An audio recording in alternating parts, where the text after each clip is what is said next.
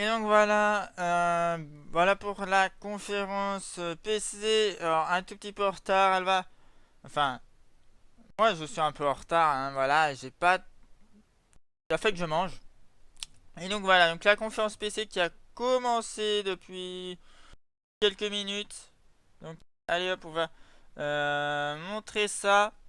Voilà, hop, la régie, si elle pouvait faire montrer la conférence.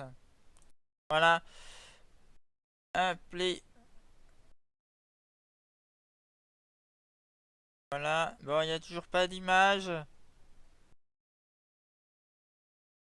Hop, si c'est bon, il y en a. Allez hop, donc la conférence PC qui a déjà commencé, hein. And it's been really amazing to see Awesome. what's being made every day. Yeah, and I understand you have some new content you want to Oh, share yeah. with us today, a new We are biome, pumped. a new damn dinosaur. That's right. Oh, lovely. Walk me through what we're seeing here, Jesse. So this is the redwood biome. It's a place that's unlike any other on the Ark. There's giant ancient trees that can't be harvested, which affords players the ability to build treetop bases and have a new verticality to the gameplay. There's new resources that can only be found in the redwood biome. And as you can see, it's just like gorgeous looking place.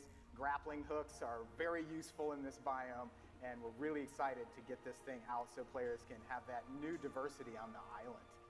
I mean, it's kind of incredible, like the rich depth in the background, just sort of seeing all the sort of looming danger there, which is really a core piece of Ark's gameplay. That's exactly correct. All right, And here's the this- dinosaur. Jesse, stop what you're saying. Tell me about the dinosaur. This is the Titanosaurus. This guy's been a long time coming. The biggest dinosaur on the island by far. There's only a few of them. They're kind of indestructible. You can build giant bases on them. Their attacks are devastating, and they can't be tamed in a traditional way. They're immune to narcotics. They require a special takedown method related to kind of KOing them in the head with some bigger artillery. So. Yeah, and you can build a fortress on the dinosaur. Yeah, science tells us that's possible. Of course. Ark, based on real science. Now, modding, obviously a huge part of just Ark's culture. I mean, talk to me a little bit about this mod. This is actually Primitive Plus. Can you guys hear me? Yeah. Jesse, go ahead. Yeah, Primitive Plus is a mod that we've created, or Cedric created, one of our community guys originally that came in-house. And he's been working on this for a while. It's been available to PC gamers for quite some time. But we're making it an official mod now. This will be later in July. We'll be putting it on our official servers. And this will allow people to easily get into this mod, which is really good for role-playing. It's living off the land. It's got a whole lot of new resources. It allows you to play the game without the high technology tier, and it really opens up a lot of new gameplay Seems really mechanics. centered around just creating an in-game community. That's right, yeah. And Even like storefronts and ways for people to trade. yep, storefronts, ways for people to trade things. I mean, it's really awesome. And this is just an example of one of those mods that was created. There's so many other things available right now through our mod. You can play Ark on the Moon with Ark Moon Survival. There's new competitive game modes like Tribe Wars. There's new maps all over the place that have just been opening up the world for people to play Ark. And another of the mods that you brought in, and my understanding is that these are brought in-house now to be Some of part them of the are, yeah. official launch as well. Right. That you get to play any animal in the game. So this started off actually as our I know we can't hear you. This started off as our April Fool's joke, and we decided to make it a real mod. So we are going to bring this in the near future, and people can play as ants. You can play as frogs. You can play as a wolf. It's pretty neat. That's right. One of our partner developers, Instinct Games, is actually developing this out of Egypt. And they have been working on this for a little while, and it's so exciting because you can play as the creatures of Ark, go through their life cycles from babies to adults. You know, we started Ark and we added the poop button, and in this mod you have the mate button. Because as These are important buttons. they are buttons for the yeah. content release. Yeah. You know, it's great button remapping. All the hardware carriers are really going crazy over this. But no, the goal is to create a pack, right? To create a pack of creatures and play with that pack of creatures, make new babies, raise them, level them up. You can play kind of asynchronously against the other species on the island. Of course, there's all sorts of people choosing different types of dinosaurs. Yeah, and then Predator mode. Yeah. predator vision. Every dinosaur has a unique kind of, or creature has a unique vision. And of course, we've got humans on the island as well. Yeah, Forrest, what are they doing there? Well, you know, they're throwing poop. That's what they do. That's what monkeys do. Wow. I think the monkeys are going to be very popular. Critical buttons upcoming in Yeah. the I think next people release. like playing as the monkeys. So once again, you know, this is going to be an official mod. Instinct Games, our partner team out of Egypt, developing this. It'll be coming later this year as an official mod on official servers. Là, ils ont un petit peu parlé de ARK. Streaming, sharing content for the community. What's that experience been like? Oh, it's been Pourquoi amazing. pas, Our ça peut community peut-être is just absolutely Là, il doit y avoir amazing. une petite They immersion. get so involved and are so Pas honestly so beaucoup, creative. mais il doit y en We avoir. really try to Ça va être incorporate pas. ideas that the community comes up with when we find things that we think are like, we should have thought J'espère of qu'il y a that. d'autres annonces Well, plus you're going to croustillantes give me que the gift ça of dans being cette able to conférence. roleplay as an ant and leave scents everywhere. Totally. And I'm going to be the frog. Je pense que though, comme so l'année you better dernière, watch il out. devrait y avoir Blizzard. Jesse and Forrest Rapsack from Je Ark pense. Survival Evolved. Guys, thank Je you pense so qu'il much faut for attendre coming out. Blizzard pour avoir un truc vraiment qui pète. Now, I normally like to do a little spiel to lead in Comme each vous thing, en just to rendez frame compte, it. But for this one, un I peu don't comme have l'année to. dernière, All quoi, I'm going to do finalement. is tell you the title. Up next, we have Giant Cop.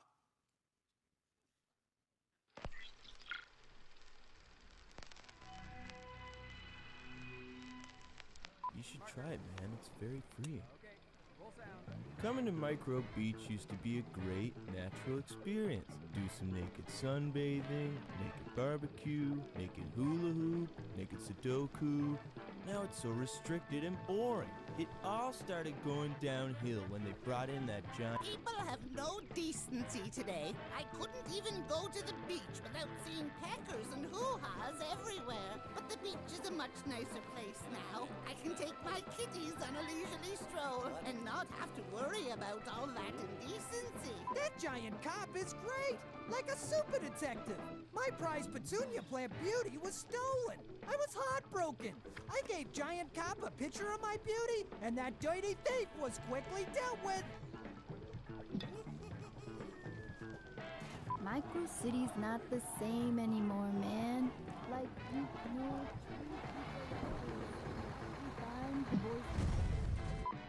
I no longer fear walking home now the giant cop has eyes everywhere. The streets feel much safer. Our police force is top-notch, and our city has never been better because of it. I am happy to have the Giant Cop here to serve us. Giant Cop is the greatest.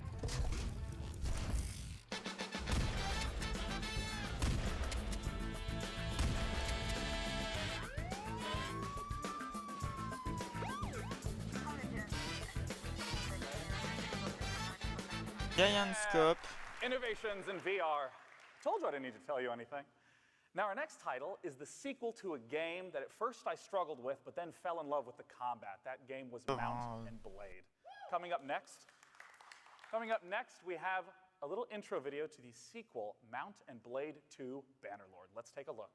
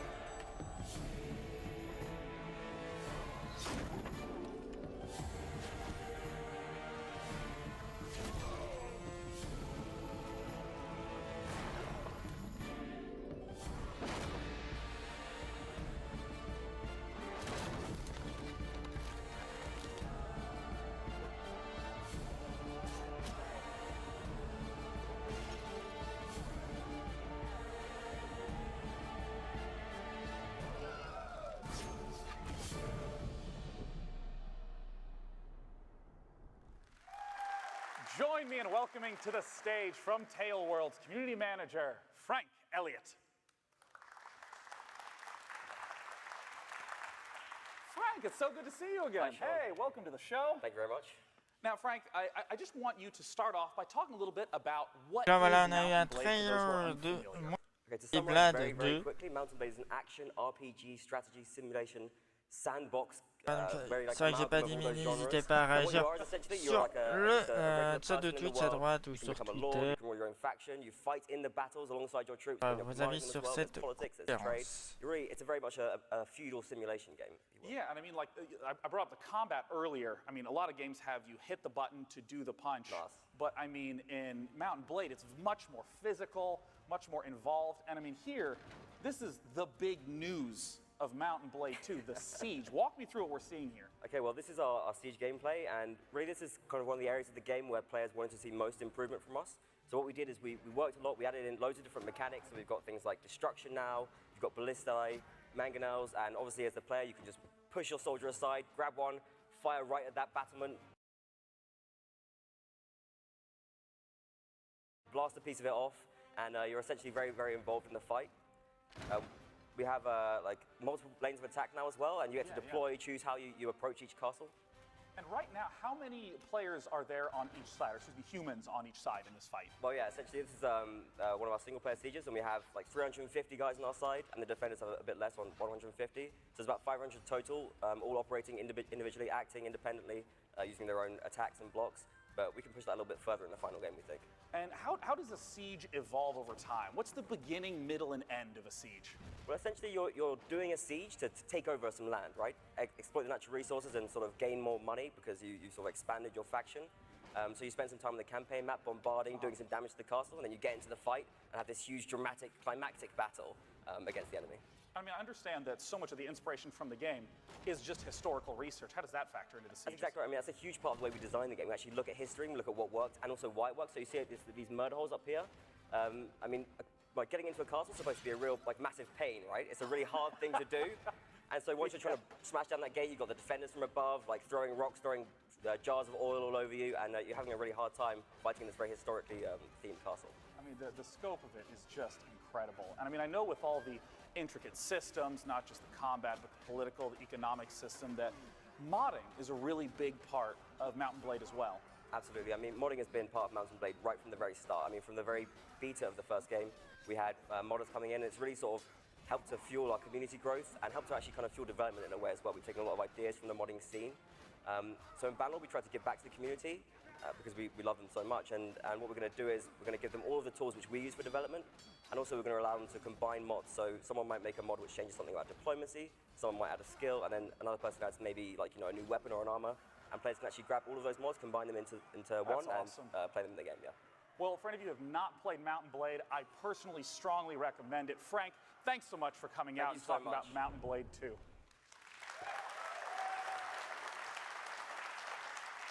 Now, our next video piece is from the maker of Lords of the Fallen, creating another game inspired by Dark Souls, but in this realm, it is in a sci-fi setting. Let's take a look at The Surge.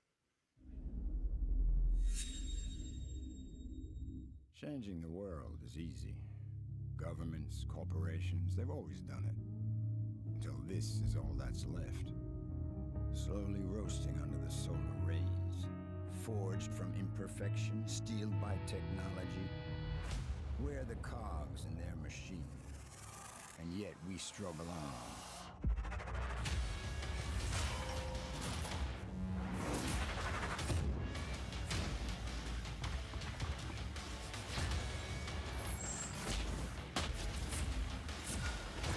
We are human, so we fight. But are we fighting for our future or theirs?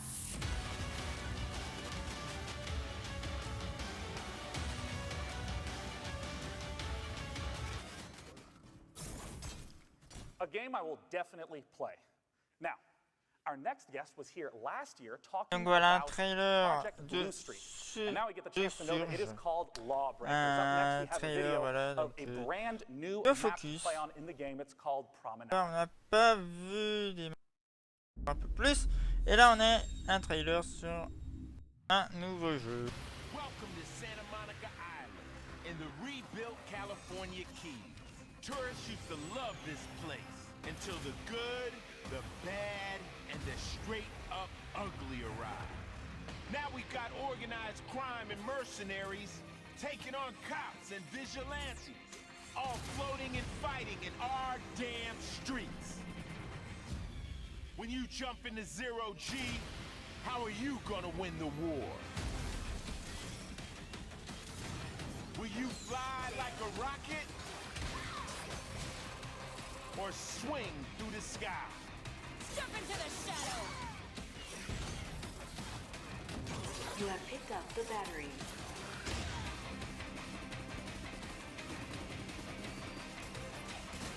Will you be on the right side of the blade or the wrong side of a gun? Lawbreakers.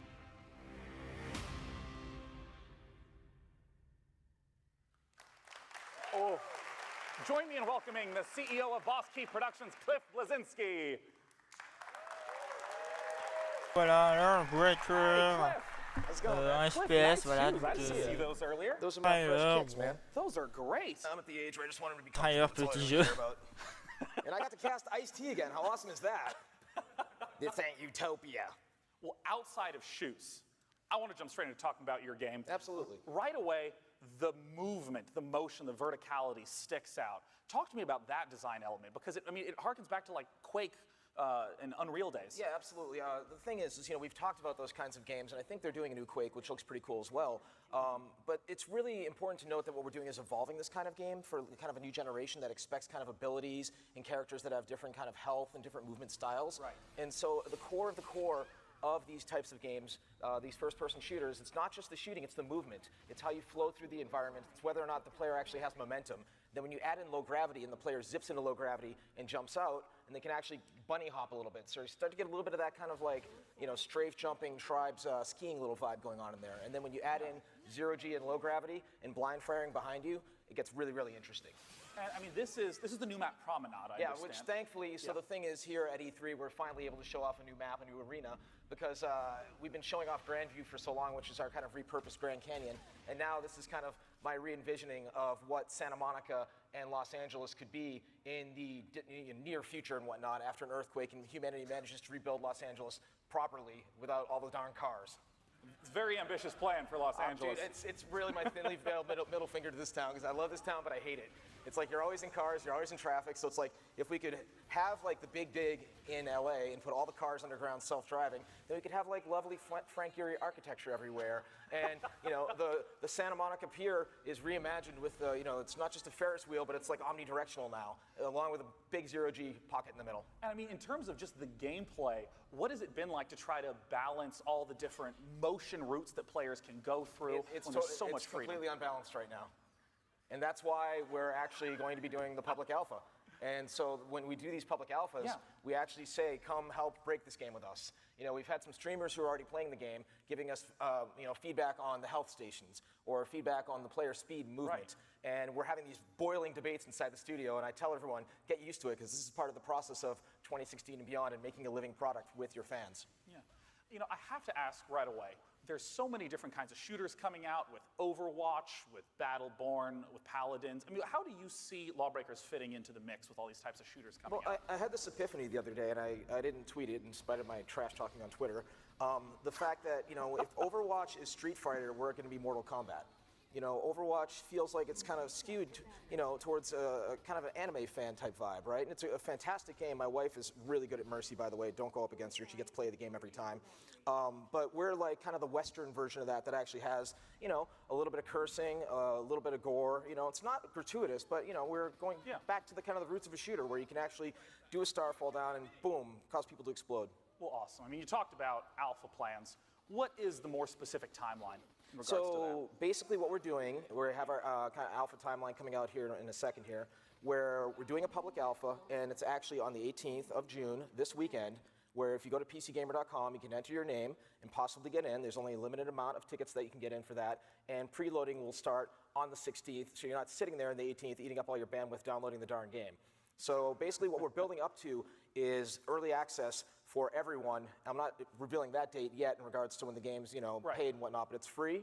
There's no non-disclosure on the 18th here. You can stream the game. You can put it on YouTube. You can tweet me, tweet Lawbreakers. Tell us what you like. Tell us what you hate. Call us assholes. I don't really care. Just give us your feedback. That's what we're going for. Cliff, they will. Cliff, I love it, and I guarantee you will get that feedback. And I'm excited to play the game. I'm excited gonna tweet to at ship you. it. I want to get access. Once again, pcgamer.com/law. I believe that there were several thousand keys available, but they're all gone, guaranteed. Oh, man. Good problem to have. Of course. So, ladies and gentlemen, Cliff Blazinski from Lawbreakers. Thank you so much for coming out, Cliff. It was a pleasure.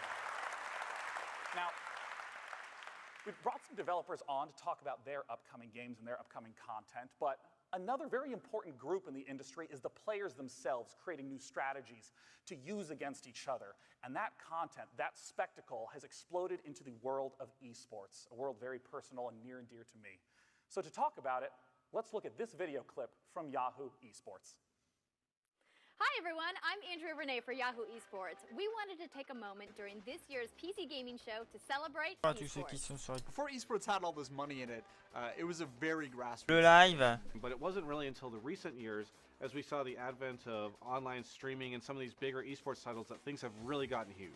I've been involved with Street Fighter since the early 90s when it came out in arcades. We didn't have a lot of tournaments like we do now. So 25 years later, there's just this massive growth, and it's amazing to see where the game has gone and where it could potentially go. This is a really exciting time for Dota 2. At the International 5, EG pulled off the perfectly coordinated Echo Slam in order to take home the big prize pool. Ready for the I remember way back in 2011 watching the League of Legends Season 1 finals hit 100,000 viewers concurrently on stream, and that was when I knew League of Legends was here to stay.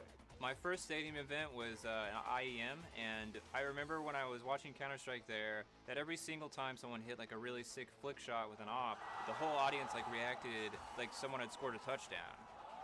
From Fallen in CSGO, Faker in League of Legends, and Fear in Dota 2, it is incredible to see everyday gamers rise to superstardom. Evo Moment 37 is probably the most defining moment in fighting games and possibly esports history.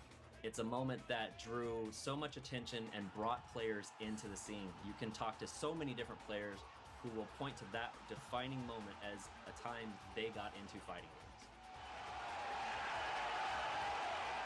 I remember the feeling when I was at BlizzCon in 2015 and the Heroes of the Storm audience was all the way to the very back of the giant convention center. They even had to take out a wall to allow for more people to watch. It was insane. The introduction of live streaming and Twitch has exploded viewership of esports in a way I don't think anyone really thought possible. The prize pools are getting bigger, the viewership numbers are getting bigger, and there's more monetary sponsors, and I'm so excited to see where it goes. The future of esports is happening right now. It's growing every day. With the introduction of more and more games like Overwatch or Hearthstone, esports can only get bigger as time goes on. It can only gain more fans. It can only become more exciting.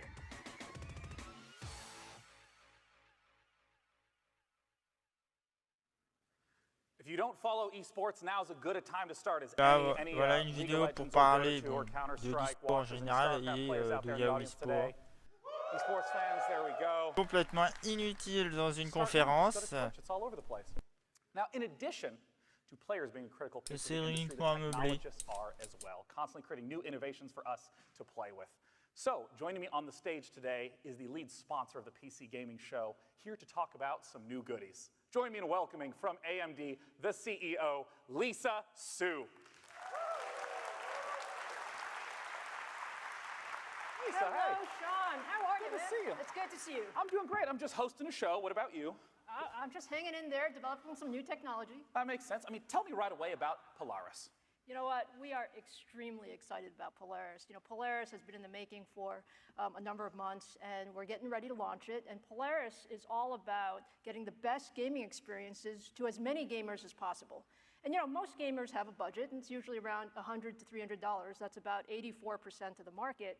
And for us, we're trying to get extremely enthusiast-class performance at those types of price points so that all gamers can enjoy that kind of performance. And I know it's not just the hardware side, but also the software side. No, you're absolutely right. I mean, we've doubled down on software, you know, game-ready drivers, working on the new APIs like DX12 and Vulkan.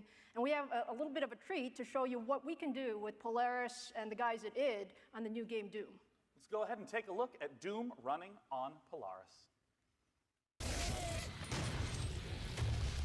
Hi, I'm Marty, and this is Robert. We're back here at id working on a number of updates for Doom, and specifically Doom running on Vulkan. gamers can look forward to a buttery smooth experience in Doom on Polaris, supporting a wide range of hardware and gamer budgets. We believe the experience on AMD will be hard to beat across all hardware. Want to play Doom on your laptop on the train home? Polaris plus Vulkan is going to make that possible. Bottom line is, you're not going to need a $700 video card to enjoy Doom at fantastic frame rates.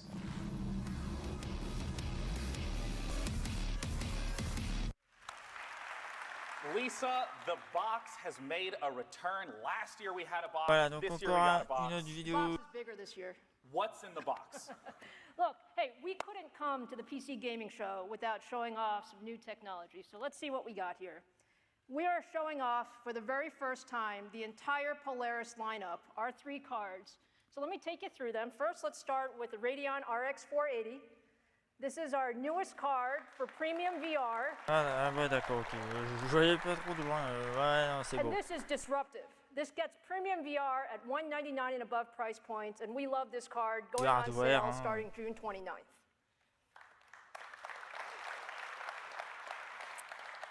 And then we have 2 other cards here, which are pretty exciting as well. We have the RX 470 and the RX 460. The 470 is really focused on excellent performance per watt, so it's 2.8x over the previous generation. And you get full HD experiences, 1080p running 60 frames per second. Gorgeous card. We'll have many, many different versions of this from our add-in board partners. And then we have the 460, which is really focused on esports. So I heard about all those esports fans in the audience. This guy is going to be the best card in the industry. Less than 75 watts, cool, fast. I think you're going to love these cards. So we're really excited about our new technology here. Thank you, Lisa. En hardware, j'y connais rien. And you know, Mais apparemment, elle le recommande it's not pour just, l'e-sport. you were talking to me about VR yesterday, and it's not Bon, just voilà, that si on these joue à support Dota existing 2, League of technologies. Legends, You introduced to me the word a VR backpack, which I was completely Starcraft, confused enfin, by yesterday. Talk to me a little bit about that today. Un So jeu it's one e-sport. of the cool things. Je pense I mean, que voilà, we're vous savez ce que c'est, super un jeu excited e-sport, about un jeu VR. compétitif. VR has the opportunity to put incredible number of new applications Ah. there. And it's not just about the hardware, but it's about how we work with our OEMs. So my friend Renee here, part of the AMD Pas en Red randonnée team, tout is équipé. showing off new Alienware reference design using the RX 480. And you can see the entire PC is in that backpack with the graphics card. And you're able to run, full high-definition VR experiences with this reference design. So is that cool or Yeah. what? I mean, so this is the sort of thing that you could take to an open field and be able to just wander around as opposed to just being in a room doing what I do, like punching the wall when I'm playing a VR game. That's absolutely right. Who wants to be sitting down? You want to be able to do everything that you want to do with the VR experience. And this is really just the beginning with what we can do with the Radeon RX series. Now, in terms of working with developers, you mentioned Crow Team earlier. Tell me a little bit about your work with Crow Team. Yeah, so look, I think VR is about the entire ecosystem, the graphics cards, the OEMs, but it's also about the software. We have been working on new software called Liquid VR, which makes it easier for people to deliver VR experiences. Crow Team is ultra famous for all their work with Serious Sam, and what we've been trying to do is help them develop VR content actually using our multiple GPU features. So what I'd like to say is, we each have 2 eyes. Don't you think we should have 2 GPUs? That is perfectly logical. So let's see some of what Crow Team is doing. Yeah, it's check really it out. exciting. Serious Sam in VR.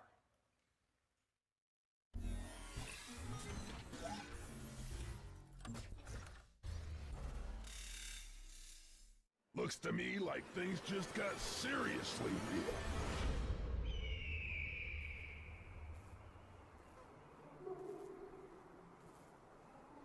Oh yeah. Oh yeah.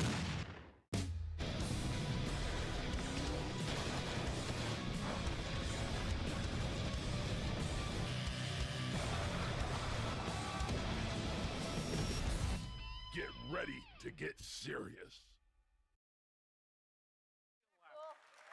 I still laugh. Ah! We Every love time. Serious Sam.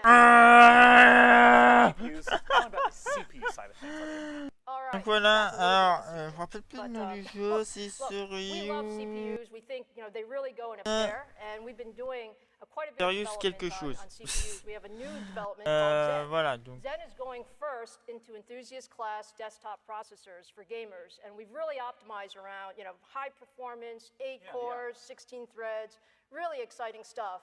Sean, I wanted to bring the lab here, but I needed the engineers to do some work. So That would have been an odd show to have the lab on stage, and I'm glad that you brought the video to allow us to take a look at the new Summit Ridge line.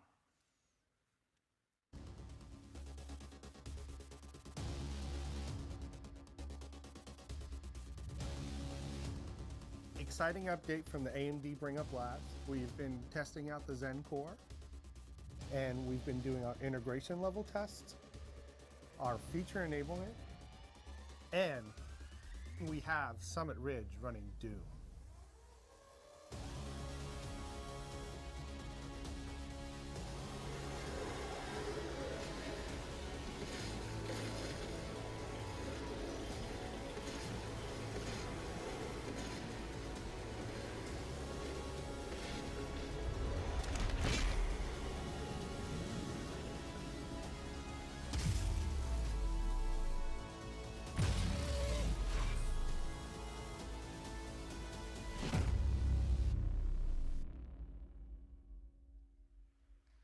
Lisa, thank you so much for coming out today. It's been a pleasure to see all Donc the un new petit goodness. trailer du we are jeu Zen, extremely bon, excited ça about dit what we can pas do this year. énormément. And Sean, thank you. And all PC gamers, AMD is for you. Voilà. Ladies and gentlemen, Lisa Su from AMD. Ensuite, je pense qu'on va passer à un autre And jeu. again, thanks for putting on the show again this year. It's a lot of fun. Now, let's talk about video games. Our upcoming title is from the makers of Life is Strange and Remember Me, the studio Don't Nod. Let's take some first exclusive look at some gameplay footage of Vampire. I know I should feel something. So why don't I? What does it mean? That I'm dead too? Steady, boys. We got one of them here.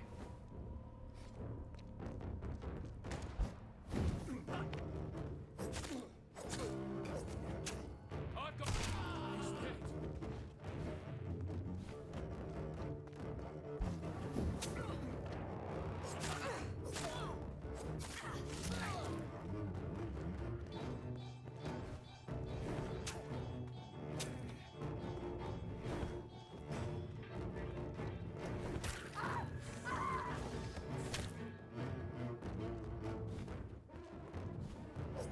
You're mine, vermin!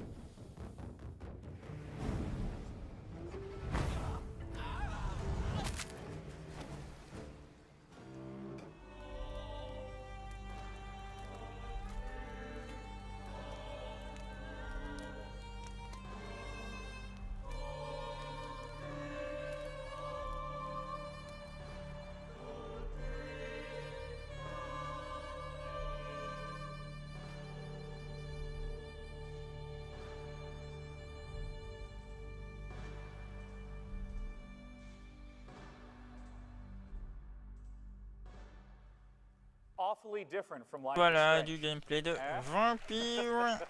Un nouveau jeu, apparemment. Now, our next guests were here last year where they were talking about the updates to their Gore engine technology, and here they're excited to talk about upcoming content. It's for Killing Floor 2. Let's welcome Tripwire Interactive's John Gibson.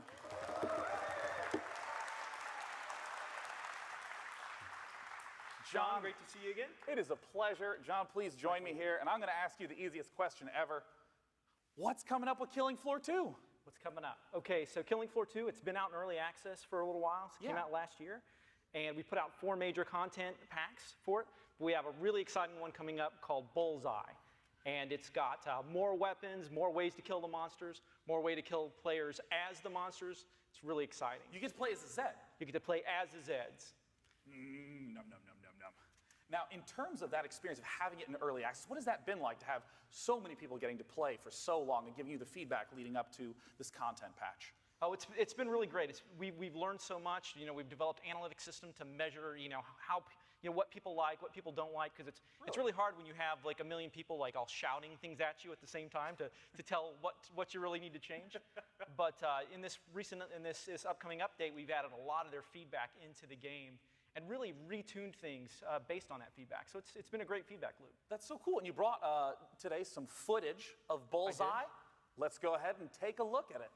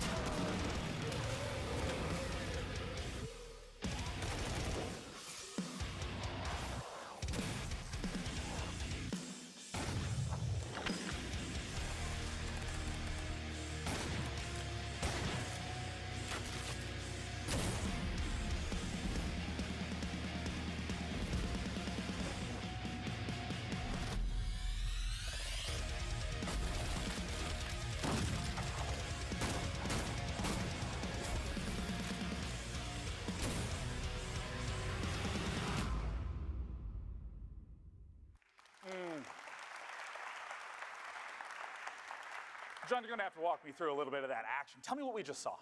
Okay, so you saw the new Sharpshooter perk. It's all about killing the monsters from the long range. Voilà Really cool new weapon, the Horzine Tech Railgun. It's this beast railgun that you can knock those giant monsters right on their butts. New characters. We've got some community maps that we're taking official. Yeah, no, walk me through that process. How did that go from just something the community made to actually being part of the game proper? So we had this community mapping contest called the Grindhouse Mapping Contest. And so now we're taking those best maps, we're helping them polish them up, and then we're shipping them as part of the game. That's so cool. So people in the community are actually getting their content in the full game. And I mean, we've been using the term full game. Killing Floor 2 has been in early access for a long time. What's coming up next down the line? When does it leave early access? Well, we're planning on it leaving early access this fall. So we can officially announce that this fall you're going to be able to get your hands on the full version of the game. And also one thing really exciting, actually I'd like to do right now. I'm sorry, I wouldn't normally pull my phone out in the middle of an interview, but you know, all that cool stuff that you just saw, hold on. It's live right now. Oh, that's you can play the update right now. Did you actually do anything on your phone, or is that just a prop phone? That's just a sound. But somebody on the other side of the planet pushed a button that released the update. Okay, no, that makes a lot more sense. That was their cue. Yeah, because I don't know if you could hear this in the audience, but when he hit it, it actually began to play a sound. And I was like, that's a lot of effort. You could have just said it, right? I could have. Well, John, I understand there's something extra you wanted to talk about today. Yes, there is. Just real quick, for Killing Floor 2, for those of you that haven't got to try it, we're starting a free weekend on Steam, starting Thursday, running to Monday. So if you want to play it, you haven't got a chance, you want to fight as the monsters, because we just added that, go do that. We do have one more thing. Well, John, what's the one more thing? Well, actually, if you don't mind, I'll take over hosting the show for a minute. We have from Oculus Development, Anna Sweet to help us announce. Ladies and gentlemen, welcome Anna Sweet from Oculus. Anna, welcome. Come join us. Anna, what are you doing here? Well, I've known the team at Tripwire for a long time, so I'm really excited to be here today to help them announce a new game called Killing Floor Incursion. If you think the Killing Floor universe is intense, wait until you check it out in VR with Oculus Touch. It's pretty incredible. Yeah, and I understand this is not a translation of the current Killing Floor 2. Instead, it is an entirely new experience in VR. Let's take a look at Killing Floor in VR.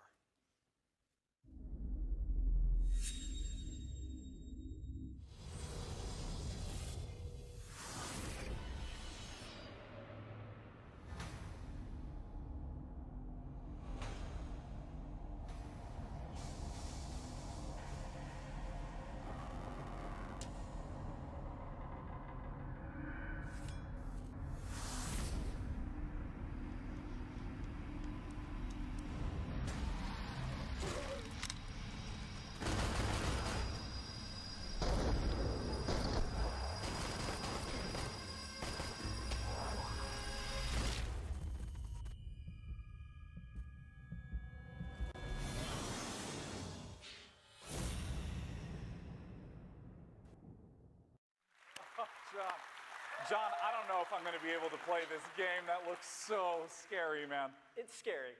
And I mean, like, completely outside of just the horror element to it. I mean, that must have been a real interesting new space trying to figure out how to translate some of the gunplay experiences from Killing Floor into virtual reality.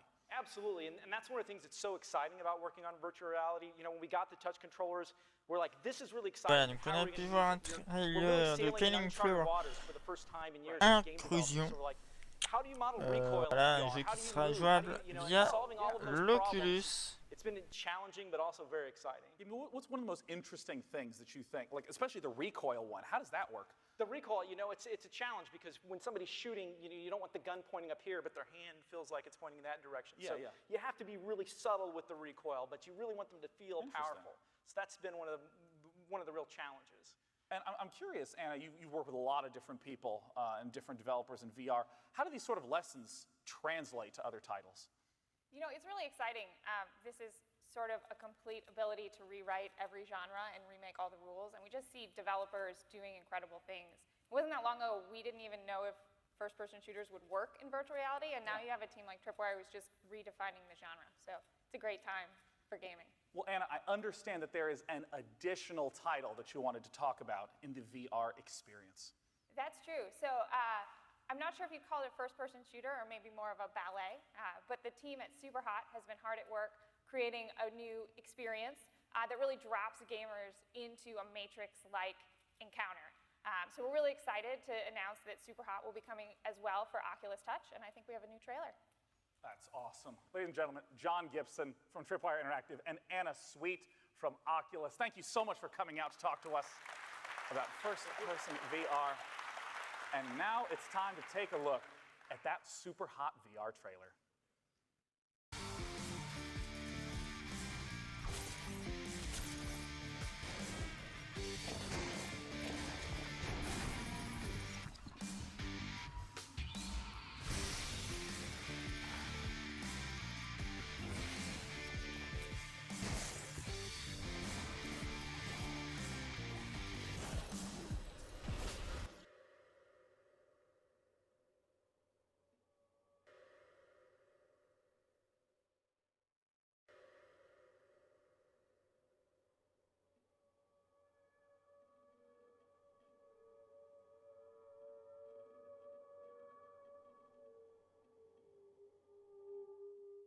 Still like this. This is my favorite part of that whole trailer. Now, the next video piece coming up is from one of my favorite developers of all time, Obsidian, that made Fallout New Vegas, made Pillars of Eternity. Là voilà, and the trailer upcoming de RPG asks the Super question, what if VR, un jeu Let's take a look qu'on at connaissait déjà, un jeu qui est déjà sorti. Et voilà, il sera en VR, bien sûr.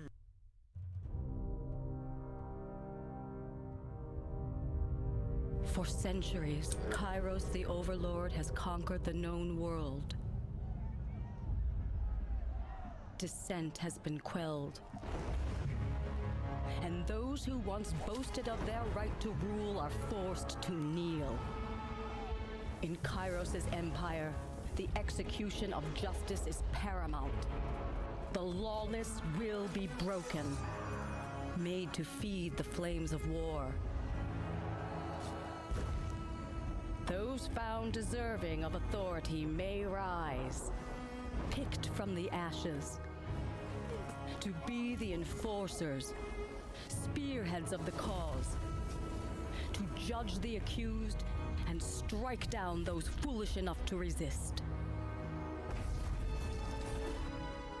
As the final conquest draws near, you can institute the law from above or use the banner to institute your own. The destiny of nations is yours to decide.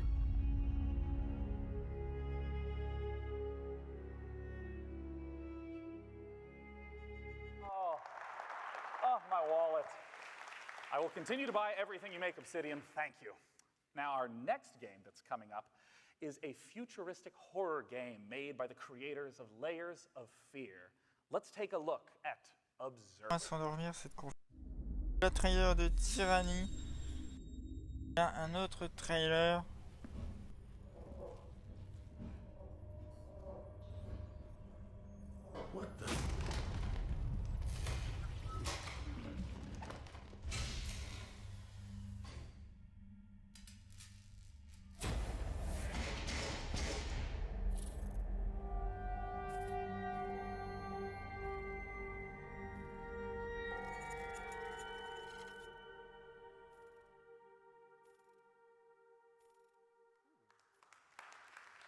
an interesting teaser trailer. And here to unpack it for us is Rafal Basai. Bon, je me corrige, c'est plus un teaser qu'un trailer. Hein. Voilà. Rafal, welcome. Good to see you. Nice shirt. Hey. Encourageant, il reste que 30 minutes de conférence. This is a nice floral tie. Yeah. I recently learned the word paisley. Ah, cool, huh? Now, right away, I just want to ask, what sort of game is Observer? Actually, it will be a little bit impolite, but I will need to answer your question with a different question. Oh. So, what would you do if your fears got hacked and used against you? I would have a lot of spiders used against me. Yeah, so imagine that this one sentence actually sets the premise for the whole game, but let me delve a little bit deeper into what Observer is. So, it's a hidden horror game in which you play as Dan, who is a member of a special police unit that actually is called Observers, and their job is to hack other people's minds and memories. So you can imagine that you will witness a lot of, twisted visions along the way in the game. I mean, the setting is really evocative with all the digitization on the walls. Talk to me about the cyberpunk setting. Yeah, so we are setting the game in a cyberpunk universe, but then again, it's not something you know from, American movies. We are setting the game in an Eastern European setting, and we are having, this fight between the high-tech environment, the holograms covering, the dusty and destroyed, devastated, buildings and stuff like that. Now, I have to ask, there's a lot of different spreads in the horror genre of some a little more story-focused, some a little more pure horror jump-scare-focused. Where does Observer lie in terms of gameplay? Yeah, so it will be a full-fledged horror experience, but as with Layers of Fear, we are focusing on, deep narrative and, environmental storytelling. But then again, you play as a detective and an observer, so you will need to use your technology to actually scan the environment and, hack other people's minds. So again, what would you do if your fears got hacked and used against you? It would be upsetting. Let's take a look at some first ever exclusive gameplay footage of Observer. Shh. Keep your voice down. He'll hear you. Who will? He's coming. I can hear him out there. He won't take me. I won't let him take me.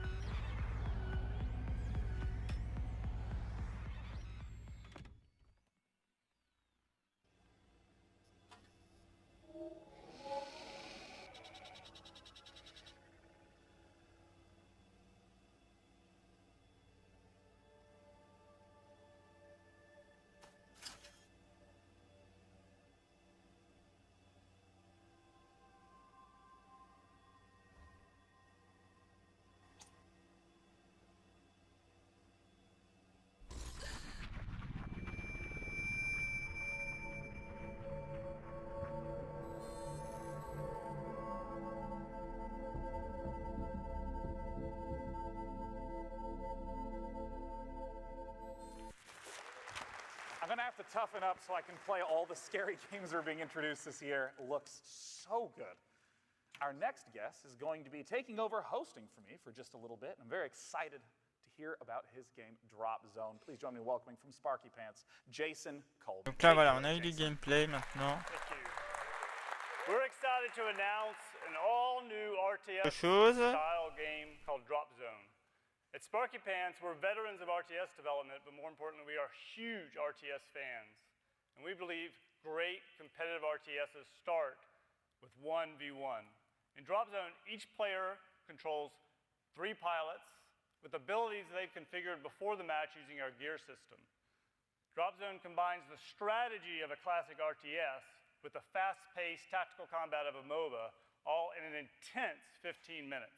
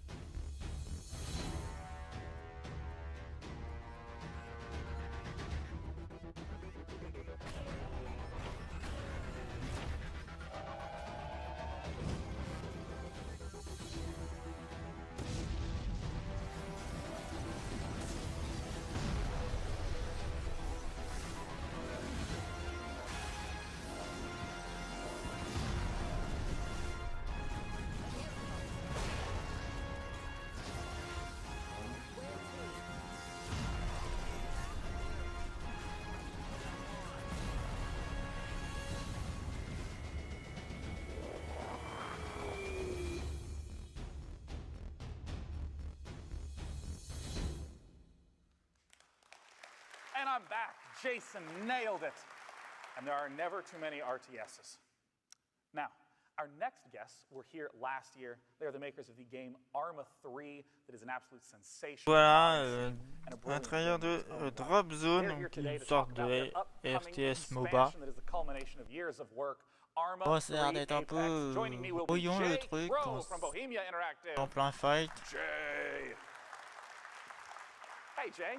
Tente pas trop de toute façon. Oh, Mr. 9. Ooh, Bah, I like that vous, title. hein, n'hésitez pas à donner votre avis dans le chat, bien sûr. Also, thank you for being here. It's, at Bohemia, we are big advocates of the PC, of PC gaming, so it's a real pleasure to celebrate PC gaming and PC game developers. So, yeah, on behalf of the Arma 3 team back in the Czech Republic, yeah, it's great to be here. It's wonderful to have you. Thank you, Jay. So, I mean, right away, tell me a little bit about the big content that's coming up for you. Yeah, well, last year we were here, like you said, we showed off Tanoa, 100 square kilometers of South Pacific jungly archipelago terrain. The kind of place where you can walk in an hour for one direction and always be finding something new. So what we're here to discuss today is, I guess, how a player is going to explore this terrain, what weapons and vehicles that they're going to have. We also have a little teaser trailer of the 4-player co-op campaign as well, and maybe also a little teaser at the end as well. Yeah, I mean, like the amount of content that you guys have been working on over the last 3 years is tremendous. I mean, a lot of games have a 3-year development cycle and then they release, but Arma 3 has been continuing development on Arma 3 for 3 years now. Yeah, that's right. We call it the road to Apex, and it's been a long road.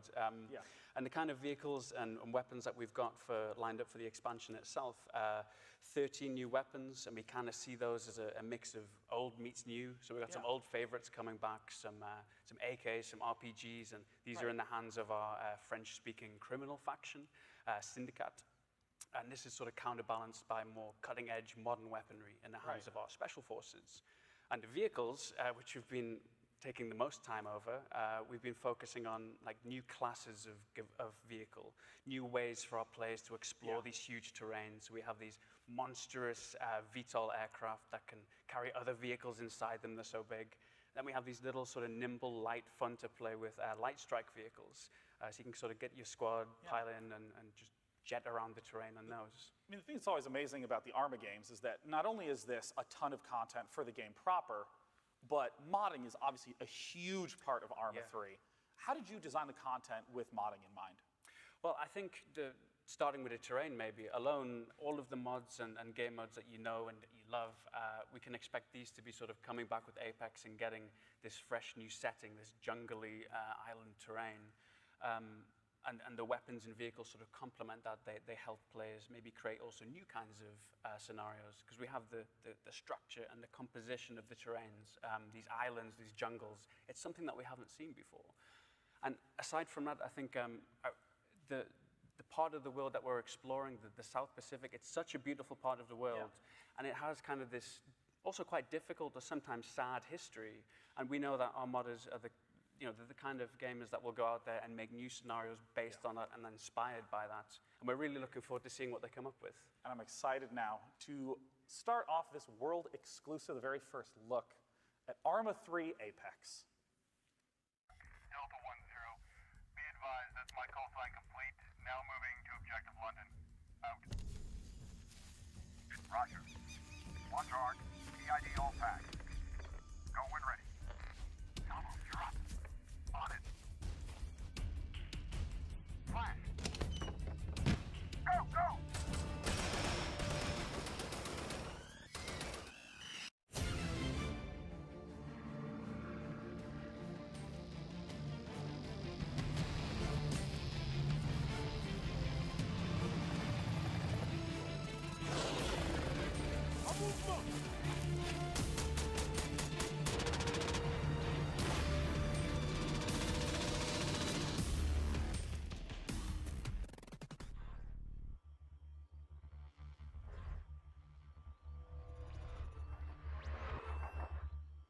Jay, you snuck a release date in on us. Yeah, we might have seen the first announcement of our release date. That's the 11th of July, or July 11th, if we're going English simplified.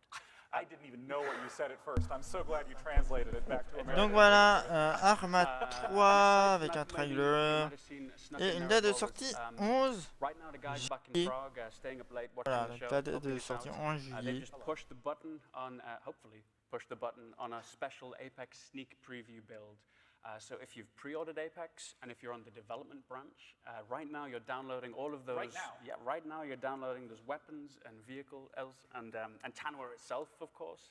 So your ISP is going nuts, and yeah, a few gigabytes coming down the pipe right now. That's awesome. So, I mean, mods could be part of the official launch date now. Well, exactly. We have a few weeks. You can kind of get on board, help us with our, I guess, sort of beta testing before this release of July 11th. And we'll see, everything that we know and love in splendid green hell fashion. That's awesome, Jay. Thank you so much for coming out. Jay Crow from Bohemia Interactive and Arma 3 Apex. Thank you, Sean. Thank you. Now, our next title is from Bulkhead and Square Enix. It tries to answer the question, are there robots on Europa? Let's take a look at Turing Test. The Turing Test is a first-person puzzler set on Jupiter's ice moon Europa. We started with a common science fiction question, is there life on Europa? And we went to scientific advisors to try and get an idea of what that life would actually be.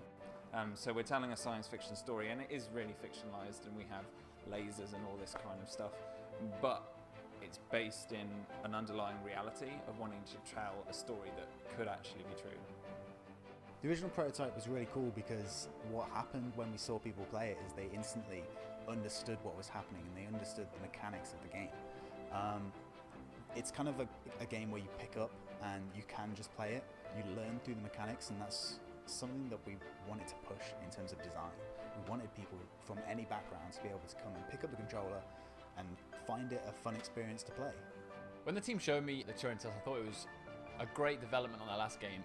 You feel a lot more involved in the world, you have a lot more control over the environment, and it just opens the world up to a lot more possibilities, really.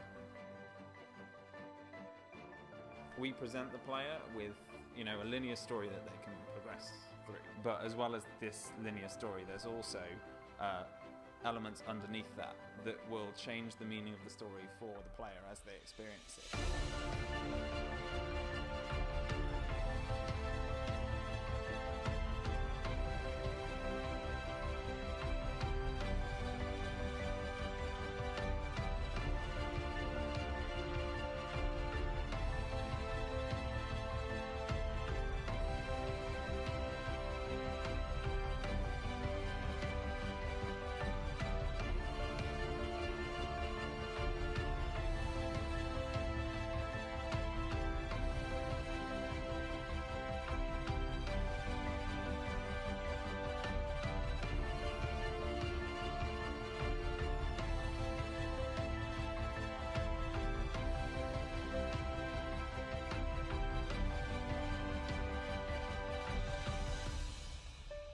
Developing the game has been about that challenge of making something functional but beautiful.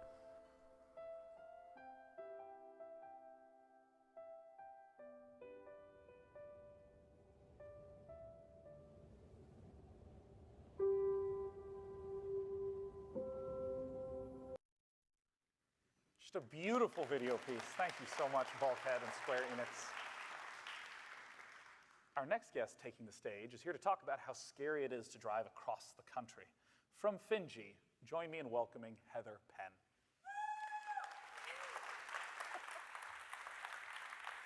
Hi.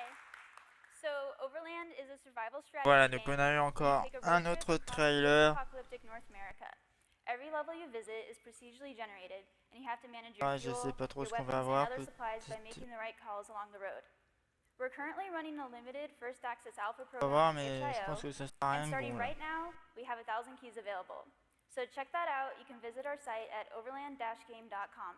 Okay, let's look at the trailer.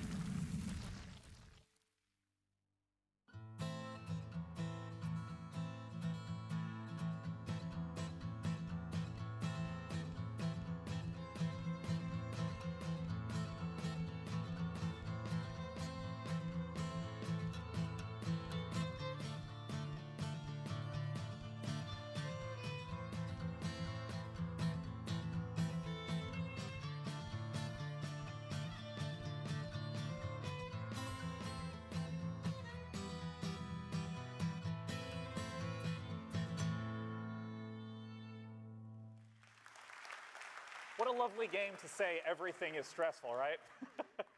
Once again, that was Overland. Coming up next, we have a game with extremely high ambitions to be the next. Donc voilà encore un autre trailer, cette fois du jeu Overland qui sort le 13 juin, 13 juillet, j'ai un doute. Ah bref, il sort très prochainement, j'ai un doute là.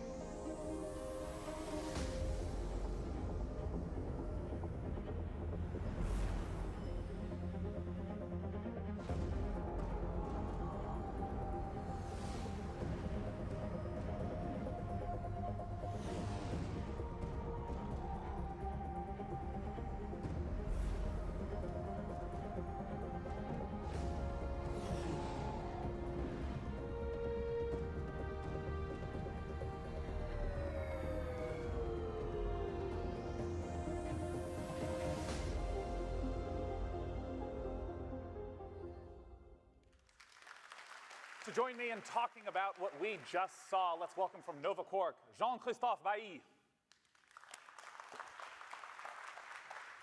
Hey, bonjour. Welcome to the stage. Thanks. Voilà, trailer de Dual there's so many elements that Universe. we're seeing in that trailer. What is Dual Universe about at its core? Apparemment, on peut voyager de planète en planète et customiser And for me, it's ton an old vaisseau. dream that I have as a gamer, and I think I'm not the only one. It's to build, this online virtual world where basically everything is possible, where you can build anything you want and become anything you want. So that's not a very new story. I mean, there have been a lot of games before saying that. So what exactly do we bring? As you see in the video, the first thing is that you can really build anything. You can build your ship, you can build your space station, you can build your house, your city. You can actually harvest minerals from the ground in the planets. Everything is editable. We've done a voxel technology to do that. The second thing, which is very important, is that all this takes place in what we call a continuous single shard universe. That means that everybody plays in the same world at the same time. There's no instances, no loading screen, no zone where you have to queue and things like that. So if you want to have a huge city with thousands of people in it, you can do that. So there's a lot of technology to do this. And So I mean, I gotta ask, there's a whole lot of space sim type games. I mean, there's already EVE Online, there's Elite Dangerous, No Man's Sky people are buzzing about. How does Dual Universe fit in with those? How does it contrast with them? There are a lot of aspect of the gameplay we have that you will find in other games. But what we do is we put everything together into this huge world that is shared by everyone, and it changes everything. Because if you build a ship, I mean, you can, perhaps you're going to build a ship that's going to be very successful on the in-game markets, and it's going to be the ship that everybody pilots almost. So you can become famous, you can become rich, you can have your personal story. If you win a war, I mean, you can actually change the balance of power in this world. So everything has a meaning, everything is important, everything matters, and people are able to create this collective story together.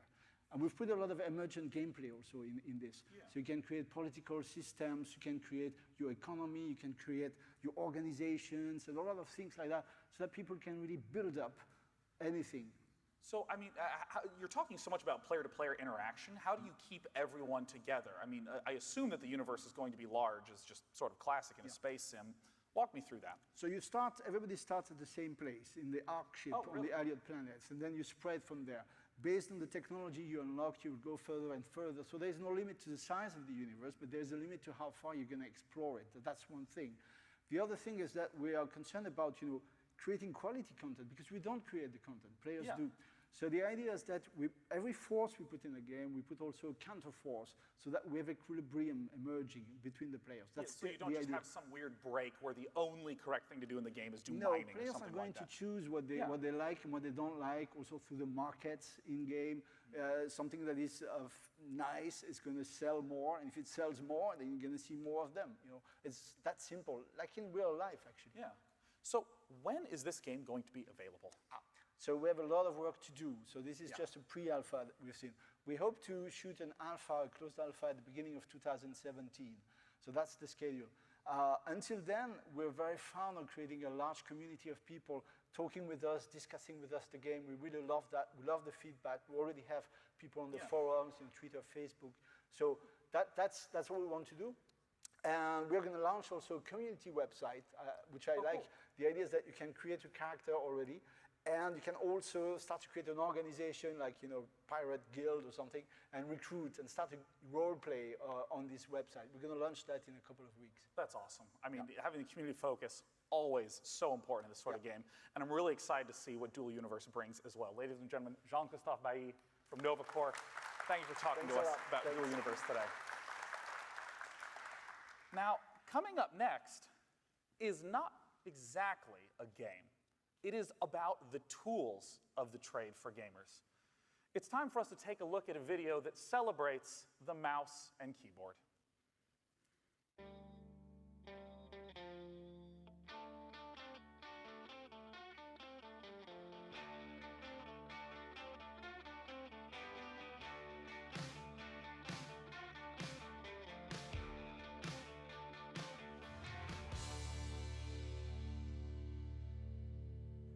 What makes PC gaming different? It's the mouse and keyboard. I mean, they're really part of the reason why we even have point-and-click adventures, RTSs, action RPGs, I mean, even FPSs. The mouse is our eyes and our aim. It's an extension of our reflexes. It's all about freedom and customization. PC gamers care about what's under the hood. They care about how it all works. You've got people who are passionate about the type of mechanical key switches they use. My favorite key, the tilde, hands down. Just imagine PC gaming without a mouse and keyboard. When I'm playing Bastion in Overwatch and raffle-stomping newbies, I need the precision that only a mouse can give me.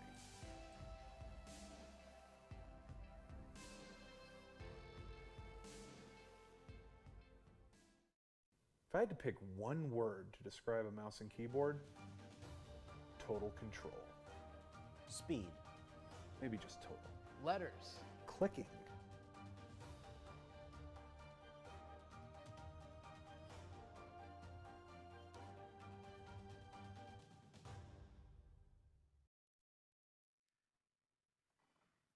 And this Voilà, toujours e-sport, toujours hardware, voilà. Because coming up next, Comment combler? we have the sequel to a console RTS called Halo Wars. Joining us from 343 Industries to talk about Halo Wars 2, it's Dan Ayu. Sam. Hey. Hey. Welcome. How's Good it to going? see you. Good to see you. Come join me on this Thank awesome, you. comfy chair. Now, you're making Halo Wars 2, and it's going to be on PC. Tell me about how that is just the awesomest decision you've ever made. That could very well be the best decision I've ever made. So obviously, first Halo Wars, been a while since that. Still the best-selling console RTS of all time. But one of the big things we heard from people coming out of it, in particular PC gamers, is, well, this just feels like a natural fit for PC. Why aren't you guys doing that? So with Halo Wars 2, we wanted to make sure that we were, coming out on Win 10 as well. So the product's gonna release on both platforms at the same time. That's awesome. Yeah, on February 21st, 2017, it's going to be coming out, and we're on the floor around this week as well. So it's been a really great move for us because obviously that's just a genre that fits so naturally. Absolutely. As we were just looking at for a mouse and keyboard interface. So it's been great. So this is some gameplay footage from Halo Wars 2. Just walk me through what's happening. Yeah, so I mean, this is a cut from the first mission of the game. And really what we're doing is establishing the UNSC presence on the Ark. Now, what we really wanted to do, we had a few goals with the game. What we're looking at now is, well, you're seeing right there, just great graphics and really great player feedback as well. Big focus on tracer fire, making it very clear who's shooting at you, what you're shooting at. And really, we like to call it internally an action RTS. So very quick to action and a lot of fun just blowing stuff up. So there's some spectacular explosions, some great effects. At this point, I think we're going to, there, some good boom there. We're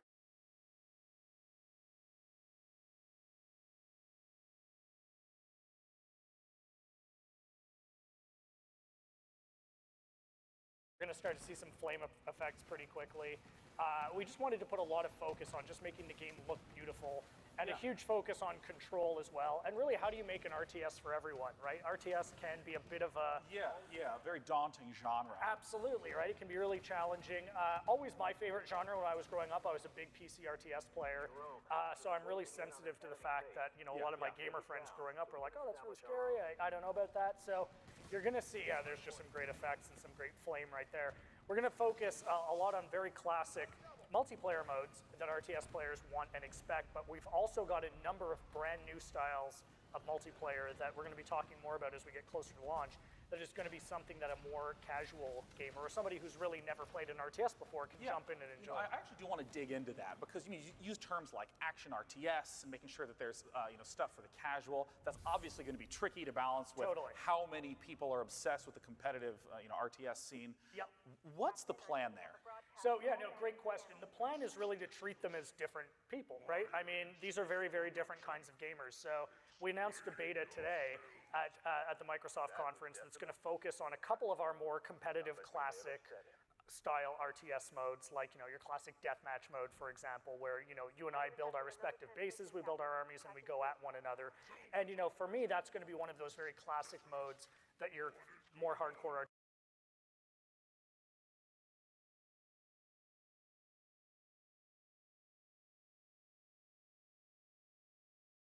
RTS player is going to want to enjoy. We've got some other modes coming, again, that we're not talking about at this point, but that are going to be very simple, a lot quicker to get into the action, take some of the strain off of resource management and things like that, so people can just focus on building a really badass army and getting into the action. And of course, I have to ask about the fact that you're talking about releasing on different platforms. How did you sort of deal with the control puzzle there? Yeah, one thing definitely want people to hear is, we're not just porting console controls over to PC. Mouse and keyboard is very, very different, and we wanted to be very, very true to that. We've got a number of things we wanted to take advantage of, like groupings, for example, right? Multiple groupings on a mouse and keyboard. Just the quick nature of it, the ability to navigate the map really, really quickly, as well as a few other PC functions that, again, we're going to be talking a little more about. But yeah, so it's always for me, like, what's the best interface for the console or the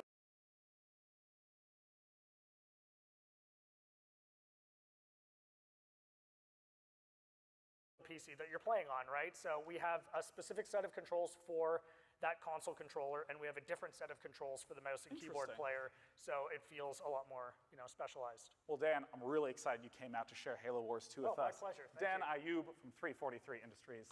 Thank you so much for coming out. Thank you. See, Donc voilà, il nous a parlé d'un jeu que je ne connais pas du tout le nom. Which is part of the reason why I'm so excited that we've gotten the chance to see so many of them come out here today. Now, coming up next Est-ce que is a ça en game sera whose fini? title I'm not allowed to say. They informed me that I needed to wait for him to say it, so in 30 seconds, we will be able to find out the title of the upcoming J'ai de plus en plus de lag. Un peu pénible. game. It is from the makers of Insurgency, from New World Interactive. Let's welcome Andrew Spearin. First E3 appearance, and truly a big moment for us. It has taken perseverance, adaptation, and teamwork to find success as an indie developer in this highly competitive business. By no coincidence, these are the qualities required to win a match of Insurgency. On behalf of the entire team at New World, led by our game director and CEO, Jeremy Blum, we are proud to reveal today our second game, releasing on Steam Early Access next month. Following the trailer, visit PCGamer.com for an exclusive preview. We hope to see you on the front lines in Day of Infamy. Radio! Someone find me a bloody radio!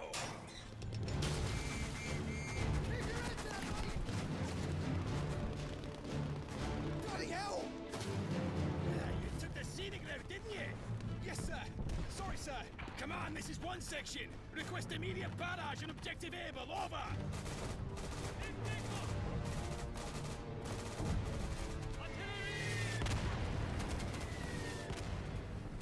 All right, lads. We've got a war to win.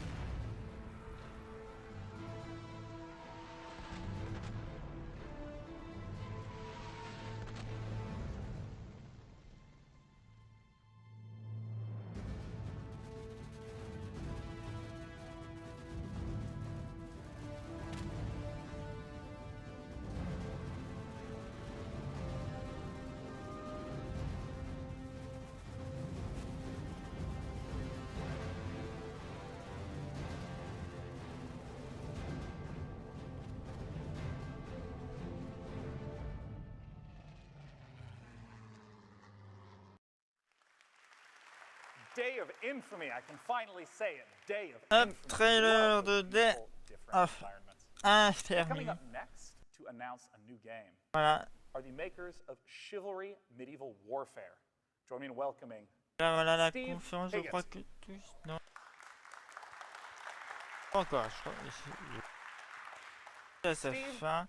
I want to ask about your Dernier invité, upcoming je new pense. game, Mirage Arcane Warfare, where I understand you're kind of taking Ils the sont en train, sword ils vont bientôt fighting combat chevaucher la chivalry conférence and put magic. de Ubisoft là. That's it in a nutshell. I mean, Chivalry Là, was the c'est first game we un made petit with problème. medieval times, sword fighting, first person, multiplayer. What we've done is add magic into that mix and really add the magic into the sword fighting system. So basically in this game, you're just going to be chopping off heads with swords and blasting people apart with magic. And I mean, the thing that you took the time to talk about a little yesterday with me is that this combat it's very much so about watching the animations of your opponent. It's very deliberate. Talk to me about how you design the combat for this sort of experience. Yeah, for us it's really important that it has a deliberate feel to it, and that really shines through in the fact that you can block any attack. You can block any projectile, a guy charging at you, it doesn't matter, you can block it. If I hit you before you hit me, it's actually going to interrupt your attack. So people are really wary of each other, they're watching each other. It's a really tense combat situation. It kind of feels like a duel. We are going back and forth, attacking and blocking at the last second. And for us, that's really important to actually sell the deliberateness of the combat and get people to really think about what their opponent's doing before they make actions. Yeah, it reminds me a lot of Dark Souls. Yeah, we like to think of it as bringing like fighting game mechanics into a competitive multiplayer first-person shooter. Well, we have a chance to look at an exclusive gameplay trailer for Mirage that I want to hop into right now so we can get the chance to see that multiplayer action right now.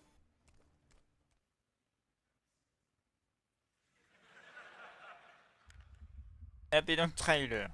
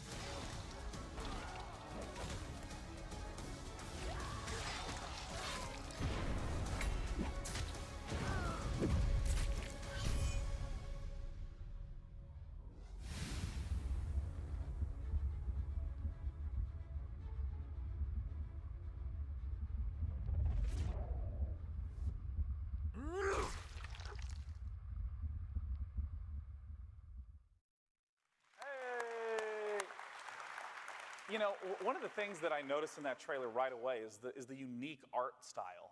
It seems like a mix between Arabian and Persian. Yeah, we kind of used Persian and Arabian kind of architecture and landscapes. Voilà, donc un petit trailer de Arcane Warfare Mirage. Un trailer et j'espère que ça sera tout concernant cette conférence.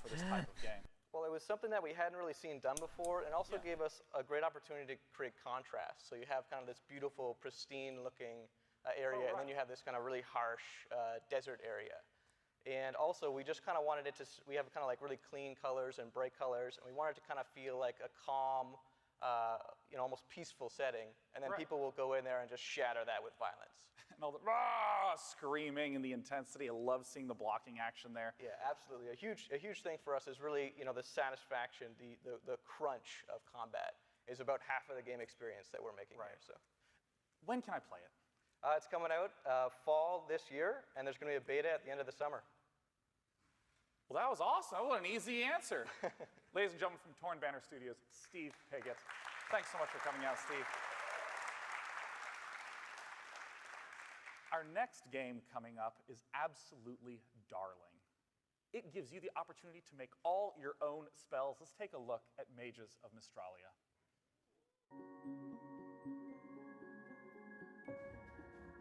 Mages can shape magic into whatever they want. They combine runes into patterns, just like constellations in the starry sky. And in this bewildering darkness, they're the valley's only hope.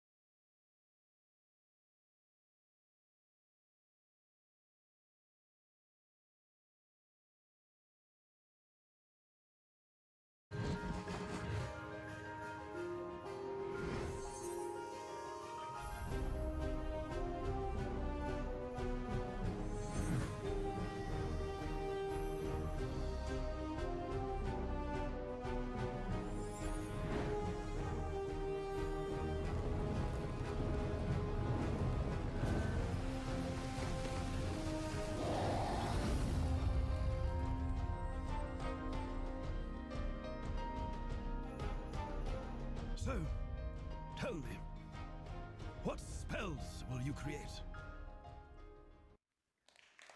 Just charming. Love that video.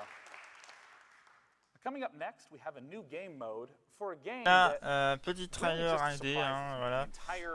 Trailer indé d'un jeu 2 qui s'appelle Mages of Mistralia.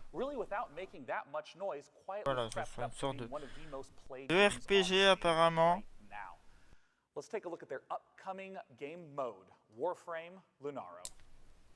My pupil, you have honored the Tenno, scaling the bone mountains of war.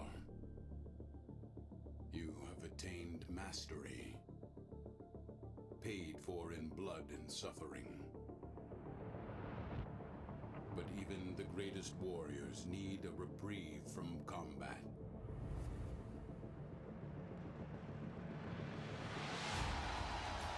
And so it is with Lunaro, the honor sport of a lost time.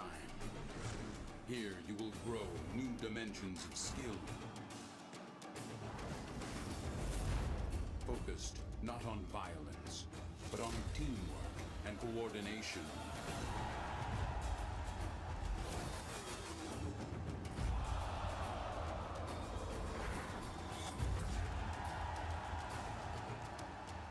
Your prize, not war spoils, but friendship and harmony.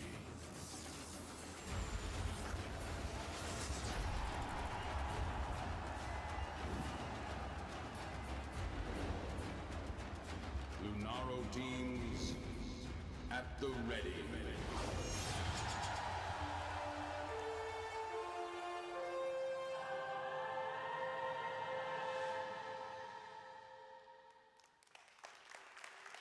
Well, as a huge fan of Voilà, Rocket League, I l'intérieur feel like I'm going to be a huge j'ai fan of vraiment that. pensé à Now, we're not Warframe. done with upcoming announcements C'est le for jeu Warframe. Do we have Lunaro. any Warframe players here right now?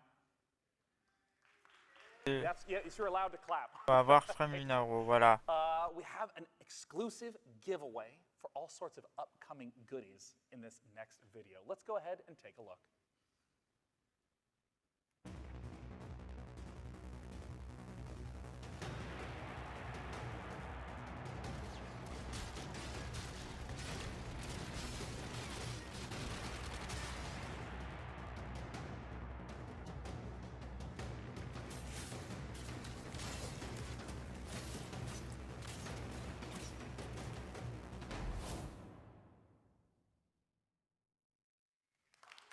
Et donc voilà un trailer de Warframe. And now coming up Warframe is the Ninja. final game that we will be talking about today. They're revisiting us from last year, here to talk about the very first level of Deus Ex: Mankind Divided. Join me in welcoming Jean-Francois Dugas and Patrick Fortier from Eidos Montreal. Woo! Welcome. Thanks, man. Good to see you. Hey, pleasure to see you. Now, let's kick it right off. Talk to me about this first level, Dubai. Well, Dubai, it's the first map of the game, and actually it bridges the gap between Human Revolution and Mankind Divided, in the sense that in the last game, it was all about transhumanism, what you can be and everything. And we use the Icarus myth to illustrate that idea, like if you fly with your wings, it's all the possibilities, the full potential of what you can be, but if you go too close to the sun, you can burn your wings and then eventually fall into the sea. And basically, at the beginning of this game, it's really black and gold, but especially gold. And so it represents like this dream. And Jensen goes into his first mission, and there's the sunset like we see on screen right now. And Jensen dives into an old abandoned hotel under construction. And it was built by augmented people, and now what you see, it's the remaining of that. And it's basically saying that at the beginning of this game, it's the end of the Icarus myth, it's the end of the dream, and now we're going into a darker world. I'm really excited to take a look at this gameplay footage right now. Now, just so you all know, because I know there's someone on Twitch right now who's like, hey, wait a minute, this is on PC. It's just being played with a PlayStation controller. That's why you're seeing those controls show up. So again, this is the PC footage that we're taking a look at. So Patrick, walk me through the sort of construction of this level, what it is that communicates all the different ways that you can play Deus Ex. Gameplay-wise, one of the things that's really important for us is we're presenting a different Jensen who's much more comfortable with his augmentations. We wanted that to translate to the gameplay as well, so we're really looking for a lot of fluidity, a really dynamic system. So one of the things that we're seeing there is like the new cover system. So you can actually do cover to cover forward and the cover vault. You can do takedowns from cover. You can have access to the augmentations a little differently on the fly as well. So that Dubai level is actually an introduction to all that, or a refresher course for people that are a little bit more familiar with Human Revolution. I mean, well, I feel like one of the big themes of people who are huge fans of Deus Ex is non-lethal playthroughs, just playing through in that sneaky fashion. Talk to me about some of that being incorporated here. Well, the really fun part is that, the way that we design a lot of the augmentations, we're really putting it, we're really seeing it as tools that we're trying to empower players with, and then it's up to them how they want to use it. So even something like the stealth augmentation is something that, you could use it to sneak around and really be invisible. You could use it for combat as well. If you just want to, flank somebody and move to another side. A lot of the augmentations are thought that way. Like the PEPs, the gun arm is something like that as well. You can take out people non-lethally. You can do it from a corner, but you could also use it in combat. If somebody throws a grenade at you, and you could PEPs it back to them. And you could, So we're really trying to come up with ways of letting players be creative with our elements. And I feel like in terms of the narrative, also to the ability for players to shape it with their choices. How does that factor into Mankind Divided? Well, it's super important. We really wanted to push the choice and consequence experience. And for us, it was not only about big moments, you choose A or B, and then it takes a different course. But it's also when you interact with characters, depending on how you answer to them, like they will react differently if you see them afterwards and things like that. So we really wanted to have different layers of choice and consequence. And for example, in the Dubai level, it starts right away at the beginning when they tell you like we have to do this mission quick, and there's this sandstorm is coming and everything. And depending on how you play, you can finish the mission without the sandstorm. But if you take your time or whatever, you can end up in the sandstorm, and now the visibility is affected, but for everyone. And it changes also with the AI, how they're going to react. And there's a chopper that is about to take off, and maybe it's going to delay the takeoff and things like that. That's awesome. And now we got the chance to talk a little bit yesterday about the sort of customization settings that were core, even extending all the way into the interface. I mean, Patrick, you talked to me a little bit about those features. It's really important for players to be able to customize their game experience, and some of the stuff that we're doing with UI is really interesting as well. You can actually scale the UI completely if you want it to be like very, very unobtrusive, or if you want it to be more present and really use the radar properly. You can take some stuff out if you don't want to have any interaction glow and stuff, and you want the really hardcore experience. Or you can actually put it to sleep, and so you have it contextual depending on when you're using energy or weapons. Otherwise, you get the clean UI. So it's really important for the whole player freedom philosophy to translate into the options, into the game experience as well. It's been a real pleasure to see the updates for Deus Ex Mankind Divided. Jean-François Dugas and Patrick Fortier from Eidos Montreal, ladies and gentlemen. Thank you so much for coming out. Pleasure. Voilà, après cette, And that de is our cette final séance game to de announce and to talk about gameplay. today. However, it is not our last segment. In the same way that Deus Ex Mankind Divided is the exciting, most recent iteration, Deus Ex, the original game, still shows up on top lists when I talk to my friends about their favorite PC games of all time. Ah, petit lag.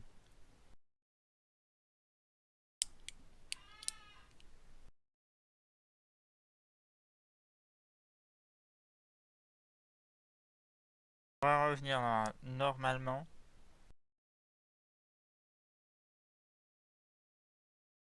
Bon, finalement, je vais actualiser. Hein.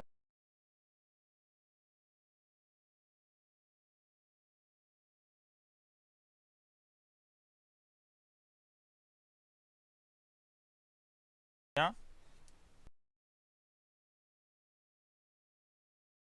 Alors, donc là, on est sur un trailer. When we started working on Disney Epic Mickey, there was never a question. We'd be a console game. We'd be a Wii exclusive, which, as a note, was a great decision. It was the right decision from a business standpoint. But the bottom line on all of this, publishers wanted console games, and developers like me had no choice but to go where the money was, and the money was on console. I spent several years in that world, many years, always secretly hoping that the PC would make a comeback. And here we are in 2016 with PC enthusiasm at a fever pitch. I mean, just look at what you've seen today. So what changed things? Well, social media, for one. Non-gamers discovered they could play games on Facebook. Now, some of you may not like that, but it's a fact. New gamers, a whole lot of them, came along who had never touched a console controller, never even really thought about playing a game. For more traditional game fans, most of you, I suspect, social media had an impact in other ways. Streaming services like Twitch gave players and fans new ways to experience games they love, or maybe that they'd end up loving. Thanks to Twitch, there are a few better ways to interact with fellow gamers than on the PC. But there are other reasons for the resurgence of interest in PC as a gaming platform. Perhaps most important, the PC now offers tools like Unity and Unreal and others that allow small groups of modders and indie developers to create new content for existing games, or even make the game of their dreams. The PC, then, is the only truly democratic platform open to anyone with a great idea. And clearly, there are plenty of people with great ideas out there. If you need any evidence of the vitality and originality of the indie space, look no further than Braid, Kentucky Route Zero, Undertale, Rocket League, Gone Home, The Stanley Parable, The Binding of Isaac, Limbo, Spelunky, Papers, Please, Kerbal Space Program. I mean, don't starve, countless more. Go one step further, and there's Minecraft. Now, Minecraft is unmatched by any other game or platform at grabbing the attention and stealing the time of kids and adults, as well as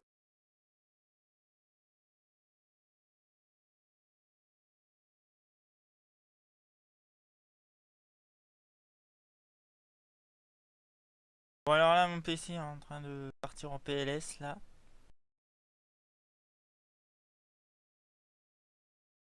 creating a Amélioré. community of players Hop. and training future game creators. Now, Minecraft, as we all know, exists on Il va many y avoir une platforms légère now, but it amélioration. exploded on the PC. In Un peu moins de fact, lag. you have no idea how much damage Minecraft did to the Il y a development un of tout petit Disney peu en Epic qualité, Mickey. mais bon, c'est Okay, that's a whole nother vraiment. story. But what good would all of those personally meaningful, artful, unique games and all those new creators mean if they couldn't reach an audience? The PC has that problem licked too. With digital distribution systems, let me try that again. With digital distribution systems like Steam and itch.io and Humble Bundle, anyone with an idea can execute against that idea and reach an audience with it. Go back 5 years, and this was simply not the case. To make a game and reach an audience, I needed money, a lot of it. I needed a big team. I needed a way of reaching an audience trained to buy software in brick and mortar stores. In other words, I needed a publisher. Now, there are new ways of reaching audiences, and they all took off first on PC. And by the way, now that I've dissed on publishers, I'm never going to work again. Great. I love you, publishers. So what else makes the PC special and more relevant than ever? There are whole categories of games that simply play better on PC than anywhere else. I'm talking about RTSs. You've seen several of those today.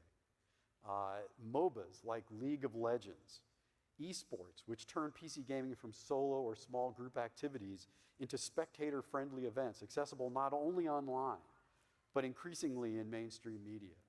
And where better to play an MMO than on a PC? The incredible success of World of Warcraft and these other forms of gaming speaks not just to the relevance of PCs, but in some areas, the absolute dominance of the platform. Consoles are great. Don't get me wrong, I love consoles. They offer consistent controls and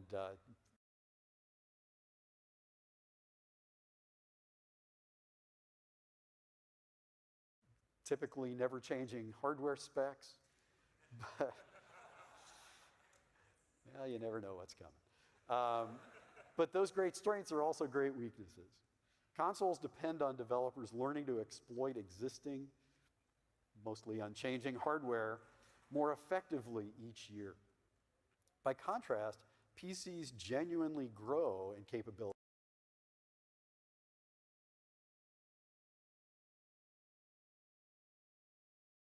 over time. And you know how developers are. We want to utilize every erg of power available. We know that gamers can upgrade their machines to keep pace with our games, games that get more and more impressive, and one would hope better, all the time.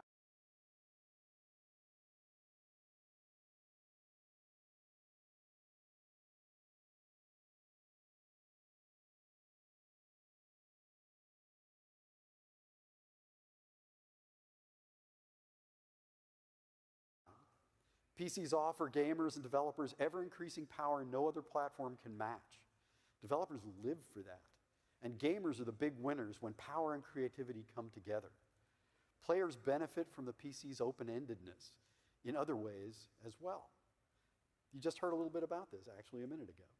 PC gamers have unparalleled capability to customize everything they want in their game, from graphical fidelity to personalized control schemes.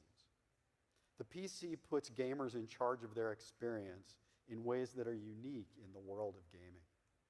The development of games has always begun on PCs. We develop on PCs. But beyond that, we're certainly not blind as developers to the resurrection of the PC as a player-facing platform, with plenty of us focusing on exclusive titles out already or on the way, or at least multi-platform titles that offer rich PC experiences along with console counterparts. Games like Star Citizen, Bard's Tale 4, Civilization 6, Might and Magic 7, Overwatch, Unreal Tournament, XCOM 2, new entries in the Shadowrun and Warhammer series, add-ons to World of Warcraft, and if I can be so bold, I've just joined a company called Other Side Entertainment, and the company I work for today is putting a great deal of effort into ensuring that PC versions of Underworld Ascendant and System Shock 3 offer terrific PC gameplay. So the PC is alive and well in 2016. In fact, you could argue that things have never looked better. The future, and I mean the near future, is one of 4K displays, motion and haptic controllers, virtual reality, augmented reality, and frankly, given the ingenuity of hardware developers and game developers, things we can't even imagine today. And where's it all going to happen first? On the PC, that's where. We live in a golden age, an age where anyone can make a game, where there's a game for everyone, where price points range from freemium to premium, and where there's a distribution method to meet just about anyone's needs. And right at the heart of these things is the good old PC. No, the great new PC, right where it belongs at the center of an ever-growing gaming ecosystem. So thanks for having me here. That's all I have to say. And here's to the great PC games yet to come.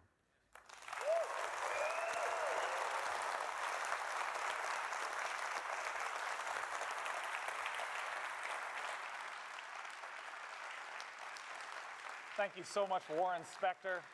That is the end of the official main PC gaming show. Thank you all so much for Dieu, il y a coming out. beaucoup parlé Thank you pour on rien Twitch dire. for tuning in. Huge thanks to all of our partners that made this Bref, en possible. tout cas, voilà, c'est la fin de la conférence PC. PC Gamer for putting this all together. This isn't the end of the content. The post-game show is coming up right after this. So if you'd like to stay in the theater or if you'd like to stay online, we would love to have you. Without any further ado, go forth and enjoy E3, and we hope you make a friend and play a lot of games. Cheers! Voilà. Voilà, comme je disais, fin de la conférence PC. On va, je vais redire tout ce qu'il y avait à peu près, hein, parce que bon, je suis arrivé un tout petit peu en retard. Donc, alors, on va enlever juste. Voilà. Hop, et on enlève le son. Donc voilà. Alors, concernant la conférence PC, alors on a eu bon, pas mal de choses, mais pas de ouf quoi. Voilà, c'est ça qui est embêtant. On a eu donc un Giant Scope, voilà, avec un trailer. On a eu également Moons et Blade 2. On a eu donc The Surge en trailer, un autre trailer concernant Love Break. Ensuite ça paraît donc de Serious, de Zen. Ensuite donc il y a eu du gameplay de Vampire, un trailer de Game Floor 2, un trailer donc de, ça m'affiche comme ça, hein, voilà. Un trailer donc de Killing Floor Inclusion, voilà, un jeu qui sera jouable sur l'Oculus. On a eu également donc Super Shot, hein, qu'on connaît déjà, mais qui sera disponible en Tyranny. Trailer, du gameplay concernant Otherware. Enfin, c'était un teaser et gameplay. Ensuite Drop Zone avec un trailer d'Arma 3. Un trailer. Alors Arma 3 sortira le 11.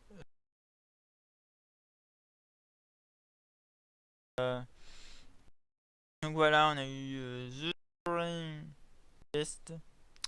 On a eu Overland avec un trailer. Dual Universe avec un trailer. Également Days of Infamy avec un trailer. Arcane Warframe Mirage avec un trailer. Age of Mystralia avec un trailer. Également Lunaro avec un trailer.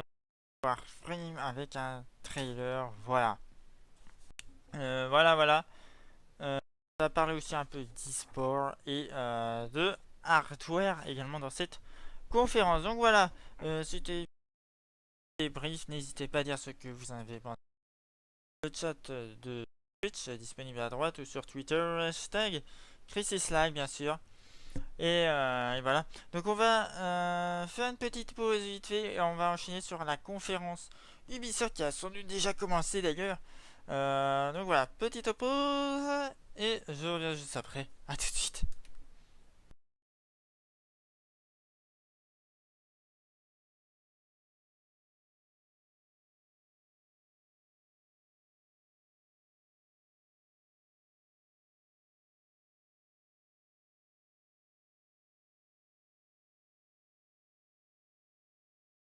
À tout de suite.